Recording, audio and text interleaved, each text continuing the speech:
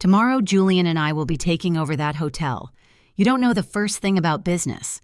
My mother-in-law's words came just moments after my grandmother gifted me a hotel valued at $160 million for my birthday. I replied, "Oh, absolutely not, Carol. I'm the boss now. I make all the decisions." Then my husband screamed, "Then we're getting a divorce." My mother-in-law threw me out of the house, but they had no idea that my grandmother was about to reveal a second surprise gift that would leave them speechless. That night, the atmosphere at the restaurant Aria was crisp and luxurious. The soft melody of a classical piano served as a backdrop to the clinking of silverware against expensive porcelain. Katherine sat impeccably dressed in an elegant, custom-tailored suit. Today was her 27th birthday. Across from her sat her husband Julian, handsome in his designer suit, though his gaze drifted more often to the smartphone resting beside his plate. Next to Julian was his mother Carol. The woman wore a large pearl necklace and a gleaming gold bracelet that flashed every time she moved her hand toward the lobster on her plate. Beside Katherine was her grandmother Victoria, the source of calm and strength in her life. Though dressed in understated classic elegance, she radiated an aura of authority that commanded respect from everyone in the room. This celebration had been Victoria's idea. The dinner itself was uncomfortable. Carol had never truly liked Katherine. In her eyes, Katherine, who had chosen to be a homemaker after marrying, was a woman without ambition. She thought Katherine had simply gotten lucky by marrying her son Julian, who was a rising star at a successful global trade company. The truth often forgotten by Julian and his mother was that Victoria had provided the seed money for that very company. "Katherine, for someone who's home all day, you certainly keep yourself in shape, don't you?" Carol said between bites. It sounded like a compliment, but the tone was a clear jab. Julian let out a small chuckle. "Mom, please." Katherine forced a smile, swallowing the bitterness. "Thank you, Carol. I guess I get my steps in around the house," she replied politely. Grandma Victoria simply observed her sharp eyes registering every interaction. After dessert, Victoria cleared her throat softly. The piano melody seemed to pause for a moment as if to yield to her. "We are all gathered today to celebrate my granddaughter Katherine's birthday," Victoria said. Her voice was quiet, yet it filled the room. 27 is a special age, an age where a woman knows what she wants and is ready to take on great responsibilities. Carol rolled her eyes, subtly bored. Julian smiled, thinking another envelope of cash or a new watch was coming his wife's way. Then Victoria pulled something from her handbag. It wasn't a jewelry box or car keys, but a rich mahogany-colored leather portfolio. She slid it across the table to Katherine. Katherine's hands trembled slightly as she took it. She looked at her grandmother, confused. "Open it," Victoria said gently. Katherine opened the portfolio. Inside were legal documents, deeds, and numerous papers. Stamped across the first page was the name, the Victoria Grand Hotel. "Grandma, what is this?" Katherine whispered, her heart beginning to pound. "Your birthday present, my child," Victoria said. "It's the new hotel downtown, all in your name. In monetary terms, it's worth about $160 million. Silence fell. The sound of a spoon dropped by a waiter across the room was as loud as a gong. Katherine was frozen. Her eyes were wide as she stared at the documents, then back at her grandmother's face. Tears began to well up. This wasn't just a gift. This was insane. She turned to Julian. Her husband's reaction was something Katherine would remember for the rest of her life. Julian's face went from pale to a deep red, his jaw tight. The phone he was holding so tightly slipped from his hand into his lap, but his eyes weren't on Katherine. They were locked on his mother. Carol's face was even more terrible. The forced smile from earlier was gone, replaced by an expression of unconcealed shock. Her mouth was slightly agape. The gleam in her eyes was not happiness for her daughter-in-law. It was a flash of pure greed, surprise, and anger, as if this gift were a personal insult to her. "Congratulations, Katherine," Carol whispered hoarsely, the first to break the silence. "Your grandmother is very generous." The word generous was spoken with a strange emphasis. Julian quickly picked up his phone and laughed. A forced, unnatural sound. $160 million. Ha! "Grandma, are you serious?" "This is incredible, honey." Julian took Catherine's hand, but his grip was cold and too tight, as if he were seizing a property, not holding his wife's hand.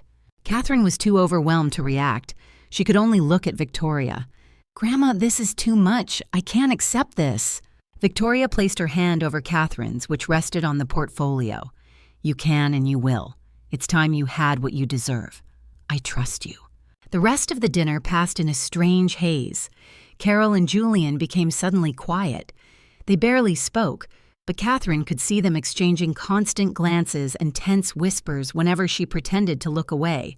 The celebratory mood had vanished, replaced by a thick tension. As they prepared to leave, Katherine hugged her grandmother tightly. She felt safe in her arms, but at the same time, she felt a fear of something she couldn't explain. Victoria hugged her back and whispered something very low for Katherine's ears only. "Be careful, my child. This gift, it's a test." Those words sent a chill down Katherine's spine. A test. Grandma knew what was coming. The drive home felt very long. Not a word was spoken in the luxury sedan Julian was driving. The radio was off. The only sounds were the hum of the engine and the air conditioner. Katherine, sitting in the passenger seat, clutched the mahogany portfolio to her chest like a shield. She could feel the anger radiating from her husband. Julian gripped the steering wheel so tightly his knuckles were white. He didn't look at her. In the back seat, Carol was also silent, but Katherine could see in the rearview mirror that the woman was staring straight ahead, her lips pressed into a thin, cruel line. The tension in the car was so thick, Katherine could hardly breathe. She tried to speak. "Julian, about the hotel, Julian cut her off sharply. His voice was flat and cold. "We'll talk at home." Katherine fell silent instantly. This was not the Julian she knew, or perhaps this was the real Julian. They lived in a large mansion in an exclusive gated community. The house was beautiful, but Katherine had never felt it was hers. Every piece of furniture had been chosen by Carol. Every rule had been set by Carol. Even Katherine's daily schedule seemed to require her mother-in-law's unspoken approval. Julian parked the car in the garage, and when the engine died, an eerie silence returned. "Inside," Julian said. His tone was like a superior giving a command. The three of them walked into the house. The living room lights were on. Carol didn't retreat to her guest suite as she usually did. She went straight to the main sofa and sat down poised like a queen, ready to preside over a trial.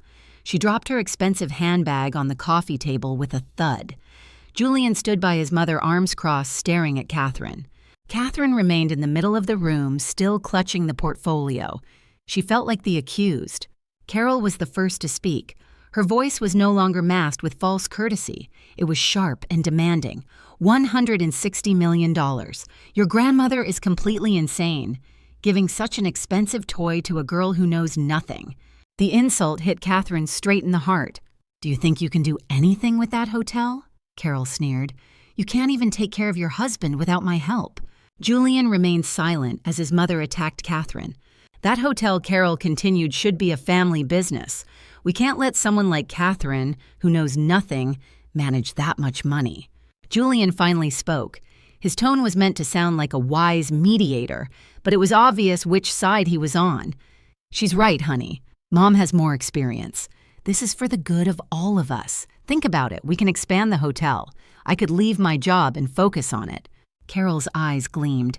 "Good. Tomorrow your husband and I will be taking over the hotel. I'll be the chief financial officer and Julian will be the CEO. We're family after all." She then looked at Katherine with disdain. "You don't know the first thing about business. It's better for you to stay home and collect your monthly allowance." As she listened to all this, Katherine felt a cold anger building inside her. It wasn't about the hotel anymore. It was about her dignity, which had been trampled on for years. She remembered her grandmother's whisper, "This gift is a test." Katherine took a deep breath. She placed the portfolio on the coffee table in front of Carol, but she didn't let go. She looked her mother-in-law in the eye, then shifted her gaze to her husband. "Oh, absolutely not, Carol," Katherine said. Her voice was low but firm, clear, and unwavering. The room fell into a sudden silence. Carol and Julian looked stunned. They hadn't expected Katherine to fight back. "What did you say?" Carol asked, her voice rising an octave. "I said no," Katherine repeated louder this time. That hotel is a gift to me. It's in my name, and it was given to me by my grandmother, Victoria. She pulled the portfolio back into her arms. I'm the boss now. I make all the decisions. She didn't know where this courage came from, but it felt incredibly liberating. Julian's face turned red with rage. He had not expected his docile wife to talk back to him. "How dare you speak to my mother like that, Katherine?" he shouted. "The money has already gone to your head." "I'm just defending what's mine," Katherine said calmly. "It's my hotel." Julian's anger erupted. The mask of the good patient husband shattered. "Oh, you think you're so important now, don't you, the hotel owner?" He stepped closer and pointed a finger in Katherine's face. "Listen to me carefully. If you're going to act like this, if you refuse to let us manage this, then we're getting a divorce." The threat hung in the air. Julian was certain Katherine would be scared. He was sure she wouldn't dare lose her status as his wife. "You want to be a divorcee?" he continued in a mocking tone. "Who do you think will want a divorced woman like you?" The word divorce shocked Katherine. Her heart ached, but she didn't cry. Instead, she could see her husband more clearly. This was her value in Julian's eyes. Carol, seeing Katherine stand still, felt a surge of triumph. She stood up too and attacked with more fury. "You insolent, ungrateful brat! You're nothing but a parasite in this family." The woman glared at her and pointed directly at the front door. "Get out of this house tonight, get out with your hotel, and never come back." The atmosphere stilled. As soon as Carol's final shout ended, Katherine found herself alone, threatened with divorce by her husband and thrown out of her home by her mother-in-law, all on her birthday. Carol's scream echoed in the suddenly silent living room. "Get out!" Katherine's ears were ringing. She stood there stunned, looking at the two people who had until now been the closest in her life. The man threatening to make her a divorcee, and the woman kicking her out of her own home. Katherine felt something cold and hard form in her heart, replacing the sharp pain from before. She didn't even cry. She just looked at Julian, then at Carol. And for the first time, she saw them for who they truly were. They were two greedy people who had just seen their perceived money source, Julian, be humiliated by a much larger source of wealth, Victoria. And now they saw Katherine as a threat that had to be eliminated. The threat of divorce and eviction were their weapons to regain control. Katherine was about to open her mouth. She didn't know what she was going to say. Maybe she would agree to leave. Maybe she would confront them. She didn't know. But before she could utter a single word, the sound of a key turning in the front door lock broke the tension. The sound was quiet, but in that tense silence, it was as loud as a gunshot. Click. The heavy front door swung open. Julian and Carol were startled. They expected Katherine to be walking out that door, not someone coming in. Grandma Victoria stood on the threshold. Behind her were two imposing men in dark suits, their faces expressionless. Victoria didn't look angry. She looked calm, and that calm felt far more terrifying than anyone's rage in that room. She stepped inside. Her flat shoes made no sound on the marble floor. Grandma Katherine's voice trembled. It was the first thing she had said since the threats were thrown. Carol, who had been surprised that the door could be opened by someone else, recovered quickly, her shock replaced by a new wave of anger. This was her stage, and Victoria was interrupting. "Stay out of this, ma'am," Carol shouted, feeling her authority as the lady of the house being challenged. "I am disciplining this shameless daughter-in-law. She dares to talk back to her husband and her mother-in-law." Carol moved toward Katherine, trying to grab her arm.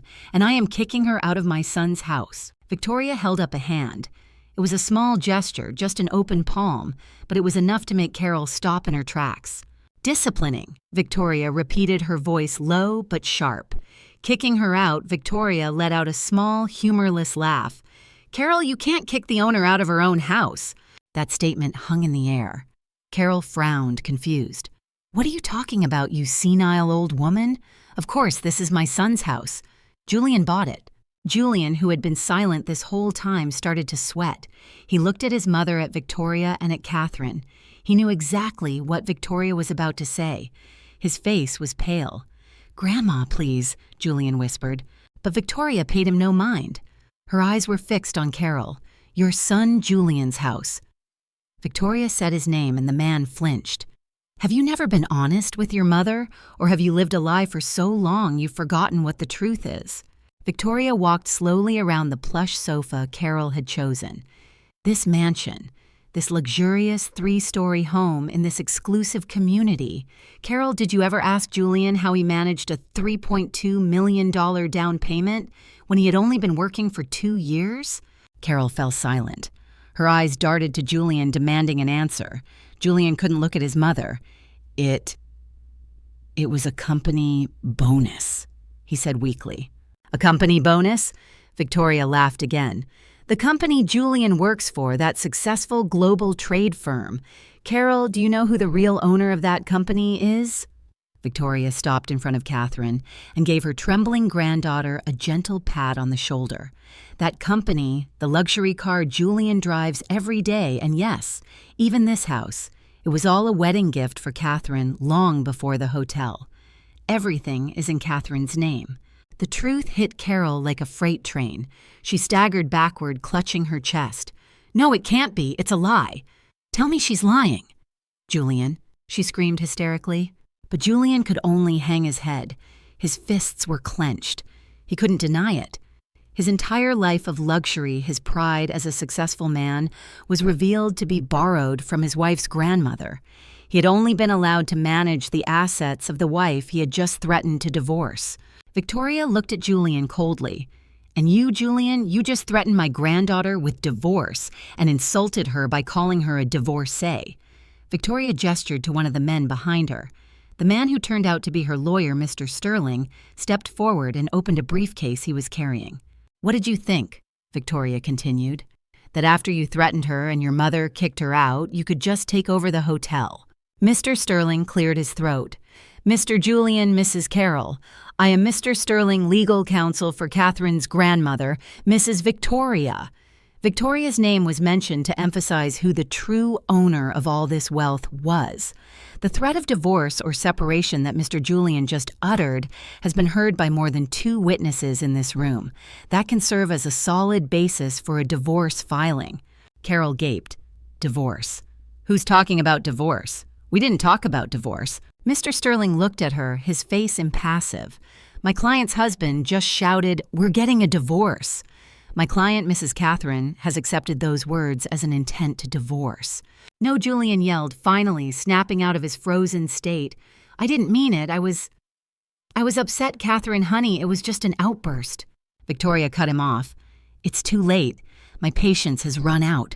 For years, I have stayed silent as I watched my granddaughter be belittled in her own home, treated like a servant by you, Carol, and betrayed by you, Julian, who instead of defending your wife, followed your mother's greed. Victoria looked at Katherine. Granddaughter, bring that portfolio. Katherine, still in shock, nodded and retrieved the hotel portfolio she had left on the table. And now, Victoria said, her voice calm again, this is my granddaughter, Katherine's house. And you two are unwelcome guests. Carol was trembling no longer with anger, but with fear. You can't do this. This house is mine. Prove it, Victoria challenged her. Call the police. Show them the deed to this house. Oh, I'm sorry. I have the deed, and it's in Katherine's name. Hysteria erupted immediately. Realizing every word from Victoria was true, Carol no longer screamed at Katherine. She turned and attacked her own son, Julian. Why didn't you tell me? Why did you let me live in this lie? She beat on Julian's chest uncontrollably. You said you were successful. You said this was all from your hard work. It turns out you're just a parasite living off your wife. What kind of man are you? Julian? Julian, his pride completely shattered, shoved his mother, who fell onto the sofa. This is all your fault, Julian screamed, his face wet with sweat and tears of regret. Your fault for never being satisfied, always comparing me to others, pushing me to want more, making me greedy. There was a time I loved Katherine. I loved her. Victoria snorted. Your love was purely material, Julian. Carol, slumped on the sofa, howled like a wounded wolf. She wasn't mourning her mistakes. She was mourning the luxury she was about to lose. She turned and clung to the leg of the coffee table as if embracing her property for the last time. No, this house is mine. I chose these curtains. I chose this sofa. You can't take it from me, she shrieked. The scene was both pathetic and disgusting. Katherine, who had been frozen this whole time, finally found her voice. The pain in her heart had gone numb. What was left was a deep, dense disappointment. She looked at Julian, the man she once loved, the man who had sworn to protect her at the altar. He now seemed small and despicable. So all this time, all your actions, all those sweet words, it was because I was the access to my grandmother's money, Katherine whispered. Julian couldn't look his wife in the eye. He fell to his knees not before Katherine, but before Victoria. "Grandma, forgive me, Grandma, I was wrong. Please don't take everything from me. Don't let us get divorced. I promise I'll be a good husband to Katherine. I'll stand up to my mother. I promise." Carol, hearing that, screamed, "Ungrateful son, you're going to choose that woman over your own mother." "Shut up, Mom!" Julian yelled back. "Don't you realize we'll be on the street tonight?" Mr. Sterling, ignoring the disgusting family drama, stepped forward again.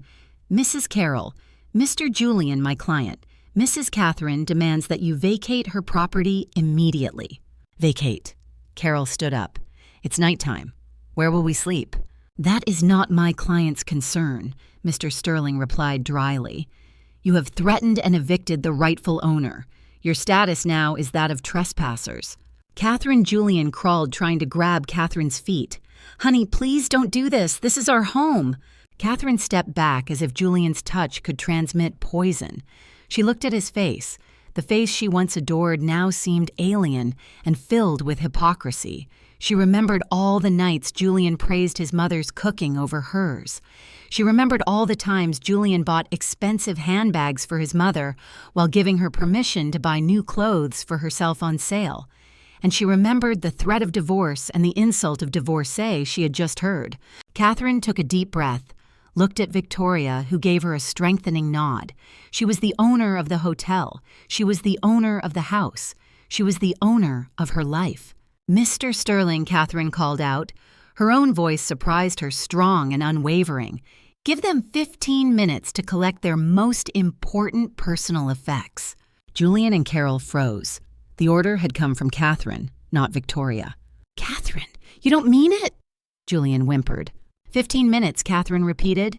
"The other gentleman," she nodded to the second man in a suit, "a private security guard will escort you to your rooms to ensure you only pack your things and do not take anything that is not yours." Carol fainted this time for real. Her eyes rolled back and her body slumped to the floor. Julian panicked. Mom, Katherine, please, my mother fainted.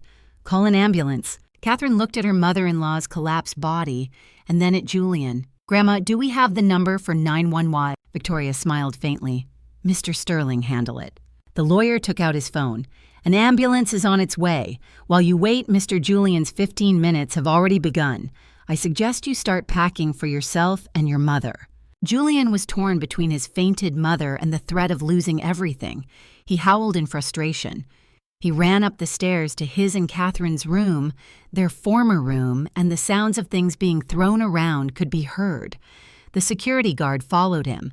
Katherine remained in the living room. She didn't want to see that room again. Soon the paramedics arrived. At the same time, Julian came down with a large suitcase and his mother's small purse. Carol, who surprisingly regained consciousness as soon as the paramedics placed her on a stretcher, started wailing again.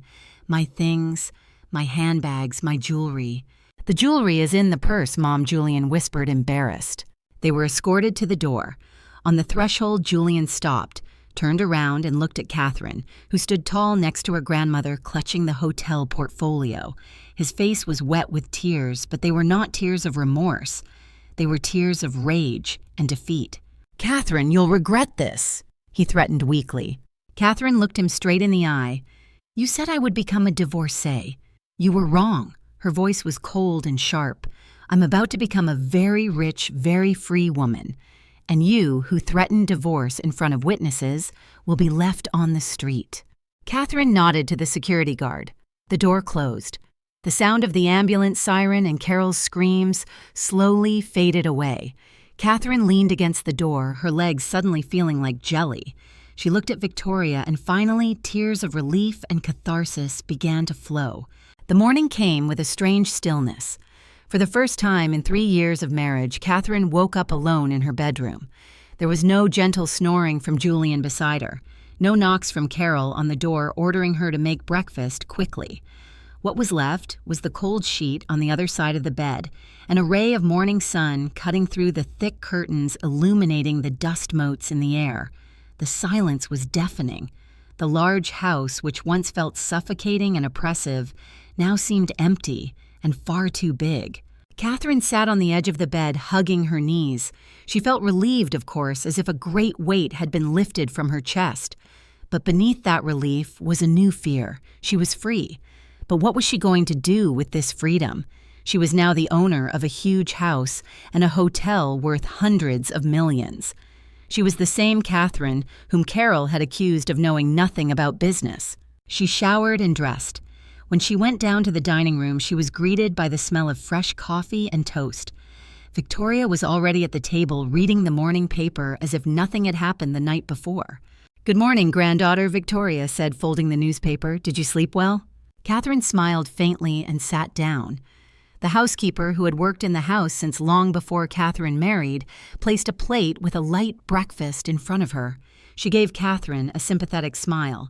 She clearly knew what had transpired. "Grandma, I'm scared," Katherine said frankly, her voice a whisper. "I don't know where to start. The hotel, the business, I really don't know anything. Just like Carol said." Victoria put down her coffee cup and took her granddaughter's hand. "Do you think I would give a $160 million toy to someone who knows nothing?" Victoria smiled mysteriously. "Katherine, do you remember 3 years ago when I asked you to sort out the accounting books for the charitable foundation and you said they were too complicated?" "I remember," Grandma Katherine said. "The reports were a mess and you made them impeccable," Victoria continued. "And do you remember last year when I asked you to analyze the investment proposals from 3 startups and you said you didn't understand? I just picked the one with the clearest product that made the most sense," Katherine said. "And that company is now worth triple," Victoria said. "And do you remember when I asked you to review all the vendor contracts for our charities and you discovered a 20% overbilling?" Katherine fell silent. She was beginning to understand. "I have been training you," Victoria said. "I knew the true nature of Julian and his mother for a long time. I knew this day would come. I couldn't give you a fortune without also giving you the weapons to protect it. It's not that you know nothing, Katherine. It's that you haven't yet realized how much you know. You have a sharp business instinct.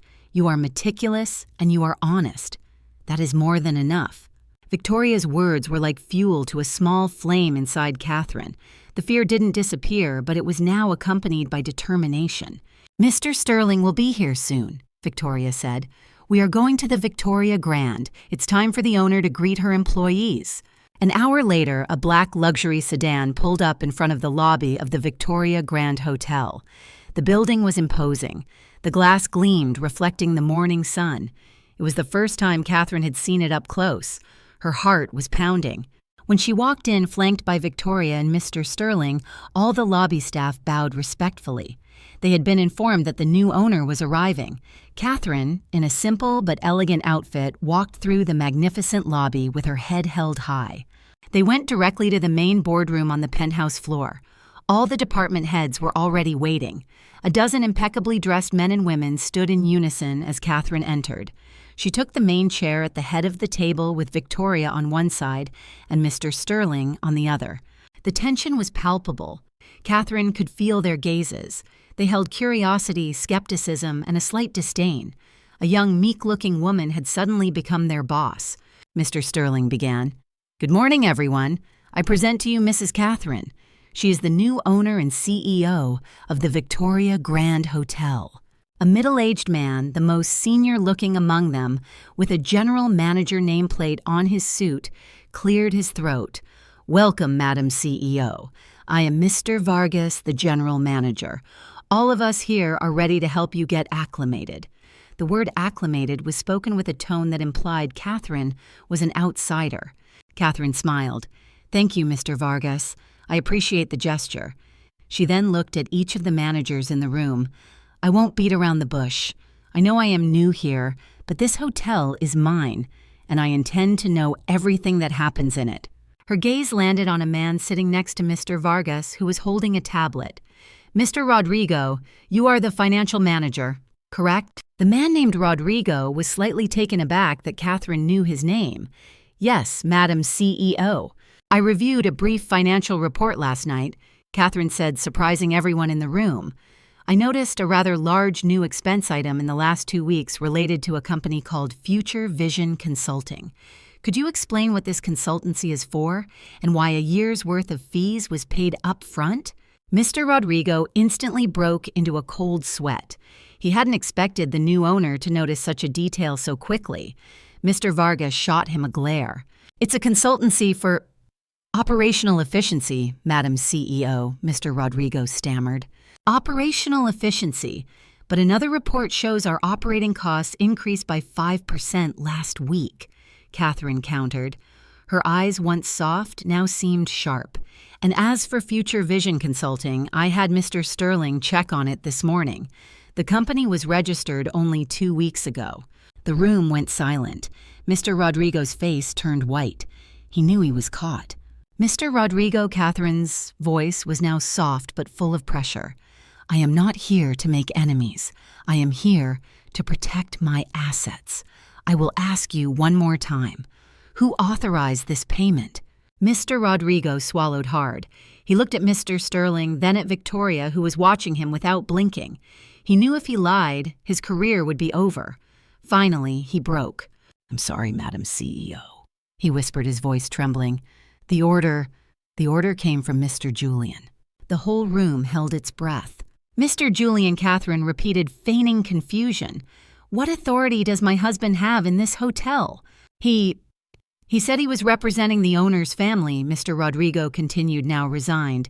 He said it was to secure, a portion of the assets before you took full control. He brought the contract and pressured me to process the payment the same day. He ordered me to create the fake consulting contract. This confession was like a bombshell. Katherine felt a chill of cold victory. This was her first move. She looked at all the managers. As of today, she said firmly, I am announcing a full external audit of all departments. And Mr. Rodrigo, thank you for your honesty. Please provide Mr. Sterling with all documents related to Future Vision Consulting and all correspondence with Mr. Julian. While Katherine was taking her first steps as the queen of the hotel, Julian and Carol were experiencing their first fall. The ambulance that had taken Carol the night before after an ER checkup determined she was perfectly fine, deemed it a false call, and billed them for the full cost. They didn't have that much cash. With what was left in Julian's wallet, they ended up renting a small, sordid motel room on the outskirts of the city that smelled of stale cigarettes and mothballs. The ceiling fan turned slowly, making a deafening squeak. Carol sat on the edge of the bed, still in the luxurious party dress from the night before, now dirty and wrinkled. Her eyes were swollen from crying, but the tears had dried, replaced by a simmering rage. On the street. We're on the street, she whispered hoarsely. It's all your fault, Julian. Yours for being so stupid. Why didn't you tell me everything was Katherine's? Julian paced the small room like a caged lion. His face was red. He had just tried to access his salary account from the company where he worked. The account was frozen. He tried to use his corporate credit card, declined. Victoria had blocked all his access. He truly had nothing. Shut up, Mom, Julian yelled in frustration. You think I knew this would happen? I thought I had her under control. I thought if I threatened her with divorce, she'd get scared. It turns out that old hag has brainwashed her. So now what? Carol moaned. What are we going to eat? Where are we going to live? My jewelry, my handbags, everything is left in that house. Julian stopped pacing, his gaze fixed on the old laptop he had thrown on the bed, the only valuable electronic device he had brought besides his phone. A crazy, evil idea began to form in his mind. He still had one weapon left, something very personal. You're right, Mom, Julian said, his eyes glinting with cunning. We can't just give up. She has insulted us, humiliated us. It's time to bring her to her knees. Carol looked at her son. What are you planning? Katherine can have the hotel, Julian whispered, but I have her past. He opened the laptop to a hidden folder. He still had old files, photos, and videos from their honeymoon moments when Katherine was not as poised as she was now. There were pictures of her on the beach in tank tops and shorts, videos of them laughing in the hotel room with her hair down. It wasn't pornographic, but in the public eye, for a woman who was now the CEO of a famous hotel, those photos were a scandal. It was a humiliation that could destroy her reputation. "You are her husband," Carol whispered, her eyes also gleaming. She now understood Julian's thinking. "You have the right. Use it. Destroy her." Julian smiled.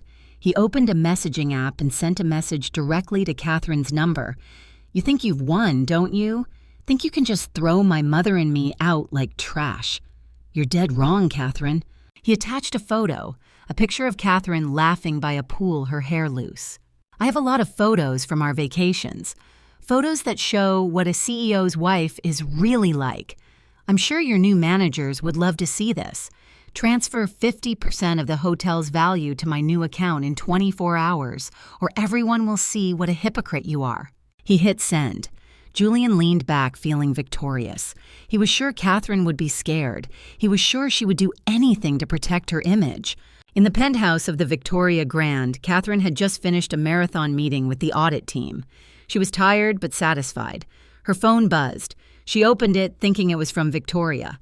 Her gaze froze on the screen, the photo, the memory, and the blackmail message beneath it. She felt her stomach churn. Nausea rose in her throat. This was different. This wasn't about money or the house. This was about her honor. She felt exposed dirty. She felt just as Julian wanted her to feel, weak and scared. Her hands trembled.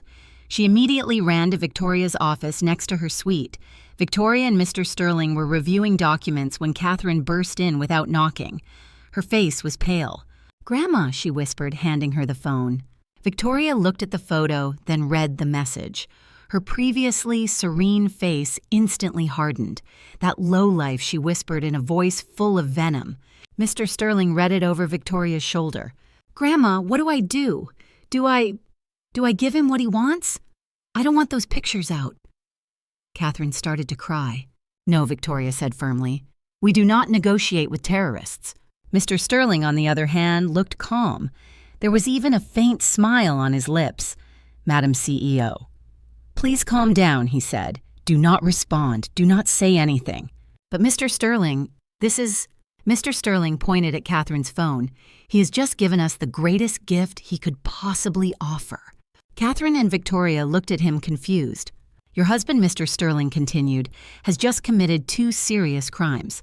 Simultaneously, extortion and a gross violation of privacy laws for attempting to disseminate private content without permission.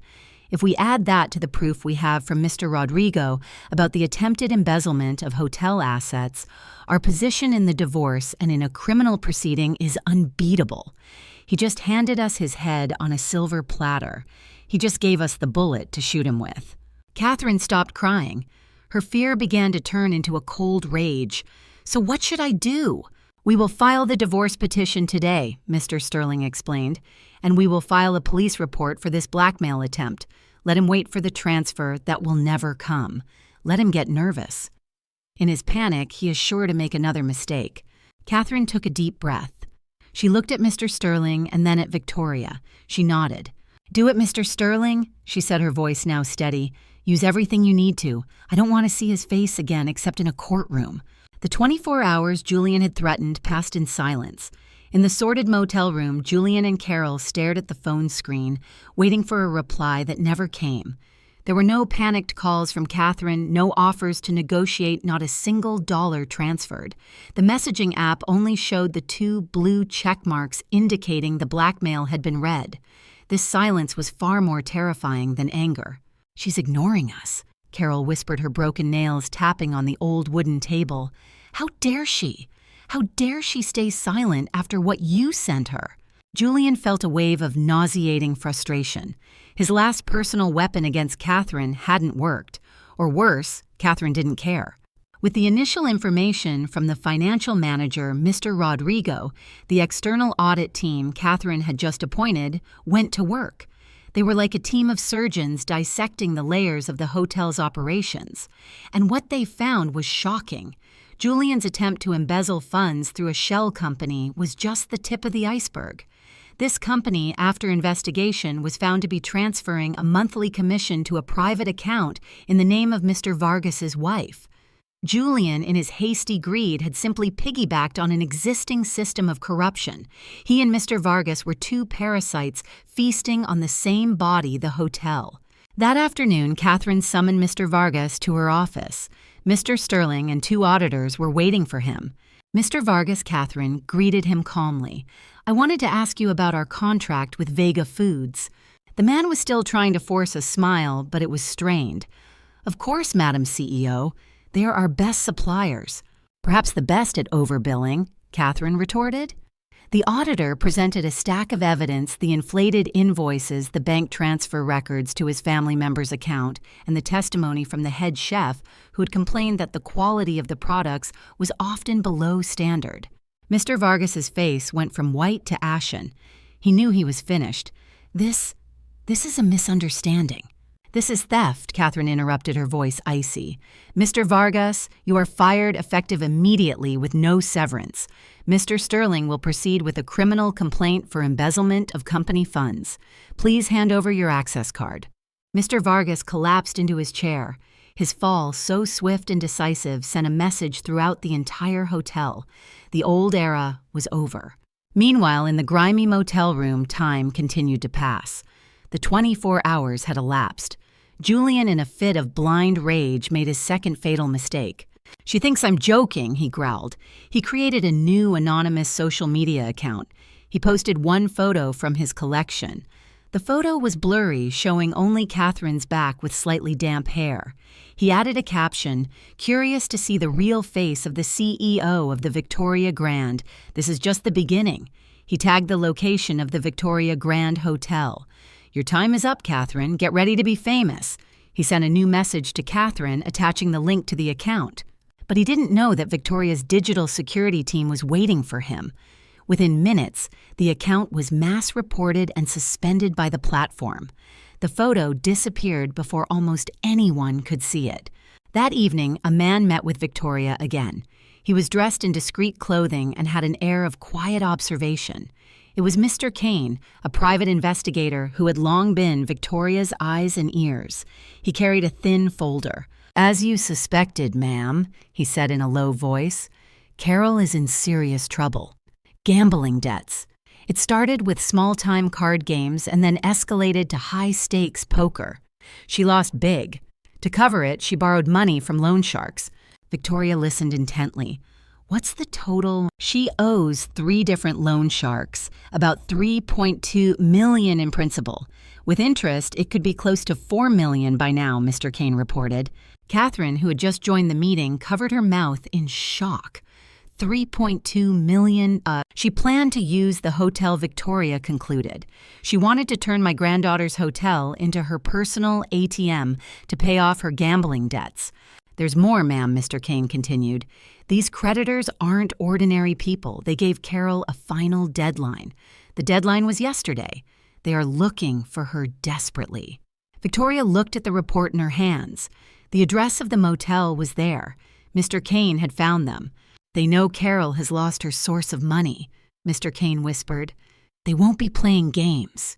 Victoria was silent for a moment, then looked at Mr. Kane. "Good. It's time for the creditors to know where she's hiding." The war was launched on 2 different fronts.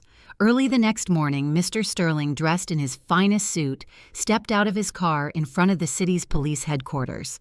He did not come empty-handed. He carried a thick folder containing an official complaint filed on Katherine's behalf. The charges were clear attempted extortion, a severe violation of privacy laws regarding the dissemination of private content, and defamation. The evidence was irrefutable. There were screenshots of Julian's first blackmail message, the private photo of Katherine he had sent, and the link to the now-closed anonymous social media account that constituted the second threat. The police, seeing the prominent Victoria name behind the complaint and the solid digital evidence, acted immediately. This was a priority case. An arrest warrant for Julian was issued at once. At the same time, at the family court, another of Mr. Sterling's legal teams was filing the divorce petition. The documents for the lawsuit were even thicker. They contained a full transcript of Katherine's birthday night with Julian's explicit declaration of divorce, heard by 3 witnesses. Added to this was the evidence of the attempted embezzlement of hotel assets obtained from Mr. Rodrigo, and as the final nail in the coffin of that marriage, a copy of the police report for blackmail. Katherine was demanding the swiftest possible divorce and that Julian be entitled to not a single cent of their marital assets, as he had committed a grave betrayal and criminal acts against his wife. The legal process, which would normally take months, was fast-tracked due to the astonishingly solid evidence. On a third, darker and lawless front, Victoria executed her move. Through Mr. Kane, an anonymous message was sent from a burner phone. The message was short sent to a number known to belong to the lieutenant of one of the city's biggest loan sharks. The content, Carol, Rose Motel Room, 207 Bitterness Street, with her son. The message was sent. The phone was broken and thrown into a river. Victoria washed her hands of it and went back to her morning tea. The bait was set. Room 207 of the Rose Motel was a living hell. Julian and Carol were screaming at each other. "Idiot! Idiot!" Carol shrieked, throwing an old pillow at Julian. "Your plan failed completely. The account is gone. Nobody saw it. Now we have nothing. You've ruined everything." "I ruined it," Julian retorted just as loudly. "I ruined it. Look at yourself. If you hadn't been so greedy that night, if you had just shut up, we could have slowly taken control of the hotel. But no, you had to scream like a lunatic. You ruined everything." "You dare blame your mother?" At the peak of their argument, there was no knock on their room door. The door was kicked off its hinges. Crack. 3 large, rough-looking men barged into the small room. The smell of alcohol and cheap cigars instantly filled the air. Carol let out a scream. She recognized the leader's face immediately. "Rocco," she whispered, trembling. The man named Rocco smiled, revealing a gold tooth. "Ah, we finally found you, Carol. You've been a hard woman to find. I thought you'd moved into a luxury mansion." His eyes scanned the miserable motel room with contempt. Julian, who had at first been paralyzed with fear, tried to react. "Hey, leave my mother alone. Who are you?" Rocco turned to Julian, looking him up and down. "Oh, so this is your new investment, Carol. This is your son, the one you said was so successful." Another of the men shoved Julian against the wall. "So you're the son? Good. Then you'll be paying your mother's debt." "What debt?" Julian asked, his voice trembling. Rocco's eyes gleamed. He looked at Julian. "Your mother here owes us a lot of money, but she promised us a big payout. Something about a hotel." "It's a lie," Julian screamed in panic. Just as Rocco's man was about to grab Julian, the already broken door was knocked down again. This time, it was uniformed police officers entering with shields and aiming their weapons. "Police, don't move. Drop your weapons." The scene was chaos. The loan sharks were surprised. The police were also surprised. They had come for a blackmail suspect, but they found 3 alleged loan sharks in the middle of what looked like a kidnapping. The loan sharks, armed only with pocket knives, immediately surrendered in the face of firearms. They were handcuffed. A police officer approached Julian. "Mr. Julian, you are under arrest for attempted extortion and violation of privacy laws." The officer read the warrant. A second pair of handcuffs snapped onto Julian's wrists. Julian looked desperately at his mother, who was now being questioned by another officer about her connection to the loan shark gang. She looked back at him with empty eyes. "Carol," Julian whimpered, "this is all your fault." Julian's anger and despair exploded. "It's your greed that has ruined us." Carol didn't get angry hearing that. She just laughed. A dry, hoarse, desperate laugh. "Ruined. Yes, Julian, we are ruined." The news broke that same afternoon. Family drama at the Victoria Grand. Heir apparent arrested for blackmail. Mother in million-dollar debt to loan sharks. Karma was served cold to the public. The divorce hearing was a public spectacle. Ever since the news of Julian's arrest broke, the media had been relentlessly focused on the family drama. Journalists swarmed the family courthouse patio. Their cameras, like a flock of vultures, vied for a shot. Katherine arrived promptly at 9:00 a.m. She didn't hide behind sunglasses or masks.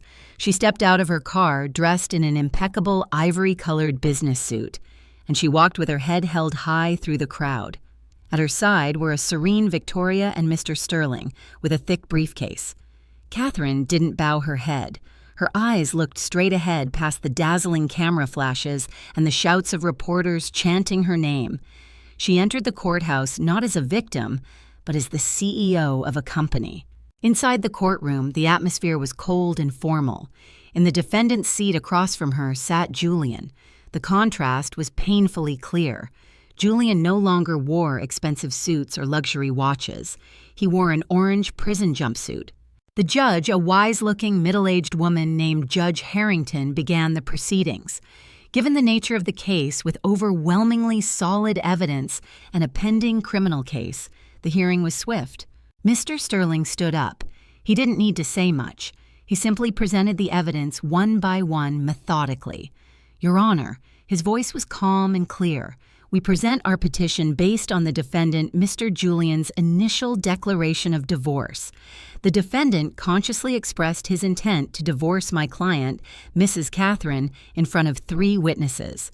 Mr. Sterling called Victoria and one of the security guards who accompanied her that night as witnesses who testified under oath. Second, Mr. Sterling continued, we demonstrate that the defendant committed a grave act of betrayal by conspiring with his mother, Mrs. Carroll, to attempt to embezzle my client's assets. He presented a second file. Inside was the written testimony of the financial manager, Mr. Rodrigo, and a copy of the fake Future Vision Consulting contract.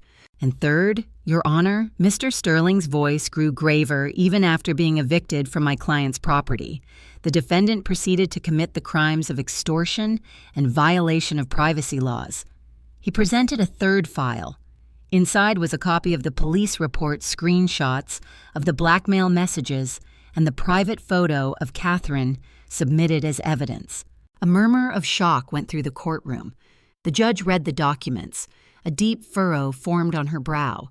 She looked at Julian coldly. Defendant, do you wish to refute this evidence? Julian trembled. He looked at Katherine. Katherine met his gaze. Her eyes were serene, without hatred or love, only emptiness. It's a lie. That old woman brainwashed her. The scene became chaotic. The judge slammed her gavel hard. Silence, bailiff. Calm the observer in the back or remove her from the courtroom. Carol, who had been shouting from the gallery, slumped back in her seat. Her body trembled violently. Julian was still rambling. Katherine, please don't divorce me. I love you. Don't ruin my life. But it was too late. The judge cleared her throat and looked at Julian with an expression of disgust. Defendant, you have not only failed as a husband, but also as a human being. The court hereby grants the petition for divorce. Gavel. 2. The judge continued. As this divorce is based on the gross misconduct and criminal acts committed by the defendant, it is declared that the defendant's right to any and all marital property is completely nullified. The second slam of the gavel was the final nail in Julian's coffin. He got nothing, not a single cent. Carol howled hysterically from her seat. She knew it was the end. Julian collapsed powerless. His handcuffs clinked. He was nothing anymore. No wife, no house, no company, no fortune. All he had left was an orange prison jumpsuit and a criminal case waiting for him. Katherine closed her eyes for a moment and took a deep breath. She didn't feel victory. She just felt free. She stood up, gave a respectful nod to the judge, and turned around. She walked out of the courtroom without a backward glance. She didn't need to see Julian being dragged away by the guards. She didn't need to hear Carol's howls as she screamed her name. Outside, the camera flashes erupted again, but this time Katherine stopped. She stood before dozens of microphones. Today, she said, her voice clear and broadcast across the country, justice has been done. The legal system has protected me. Thank you. A reporter shouted, Madam CEO, do you have a message for your ex-husband? Katherine looked directly into the camera. He is not my husband anymore. In a forgotten, squalid corner of the city, a scene of cruel contrast was unfolding. In the visitation room of a prison that smelled of cheap disinfectant and despair, Julian sat behind a thick pane of glass. He was thin now, his gaze empty. The 5-year sentence he received for extortion and attempted fraud had taken what was left of his spirit. An old woman sat on the other side of the glass, holding the phone receiver with trembling hands. It was Carol. Her hair was gray, her face etched with deep lines. She had lost her house, her son, and every last shred of her dignity. The loan sharks, after their arrest, had cut a deal giving testimony that implicated Carol in their illegal operations. She received a suspended sentence and was now working as a dishwasher in a Greasy Spoon diner to pay off court-ordered restitution. "It's all her fault," Julie and Carol rasped into the phone. "She and that witch of a grandmother, they planned this all along." "Stop blaming others, Mom," Julian replied, his voice dull. "This is all because of your greed, too. A $3.2 million gambling debt. You were insane. You dragged me into this hell." "Ungrateful son," Carol shrieked, banging on the glass. A guard immediately shouted at her. "Visiting time is over." The phone cut off. Julian was led back to his cell. Carol staggered out of the prison. She went back to the restaurant where she worked. The smell of stew and sweat hit her nose. She entered the dirty back kitchen and continued scrubbing the pile of greasy dishes. As she scrubbed a burnt pot with a steel wool pad, the evening news came on the old TV in the corner of the restaurant. Carol looked up distractedly, and on the screen she saw her. She saw a radiant Katherine, a beautiful Katherine. She was being interviewed about the launch of her new foundation. "Madame CEO, you are an inspiration," the anchor said. Carol froze. Her hand holding the steel wool stopped moving. She stared at the woman on the screen, the woman she once called ignorant, the woman she had kicked out, the woman who now had everything she had ever dreamed of, while Carol had nothing but a pile of dirty dishes and an endless gnawing regret. She didn't cry. Her tears had long since dried up. She just stared at the screen empty. Karma had collected its debt in full. A year later, Katherine stood on the podium in the grand ballroom of her hotel. Her photo graced the covers of business magazines, not as a victim or a wealthy divorcee, but as the innovative CEO of the year. She had completely revamped the hotel's management, promoting the honest Mr. Rodrigo to be the new CFO and building a solid team based on integrity, not nepotism. The hotel was now breaking ground on 3 new branches in Miami and Aspen. Today, she wasn't opening a new hotel. Today, she was launching the Victoria Foundation for Women. "I am standing here," Katherine's voice resonated through the hall, filled with hundreds of dignitaries, officials, and journalists, not just as a CEO. "I am here as a woman who once felt fear and helplessness. I was threatened. I was belittled. But I learned that our greatest strength is not the absence of fear, but the courage to act in spite of it." In the front row, Victoria watched her granddaughter, her eyes shining with pride. "This foundation," Katherine continued, her voice filled with passion, "is dedicated to every woman who has been told she knows nothing, who has been made to feel small, who has been threatened into silence. We will provide legal aid, business grants, and mentorship, because every woman deserves the chance to own her story, to build her own empire, and to decide her own worth." The room erupted in applause. Katherine smiled a genuine, radiant smile. She was no longer just the owner of the hotel. She was the architect of her own life, a woman who had turned a painful test into a triumphant testimony. She was free.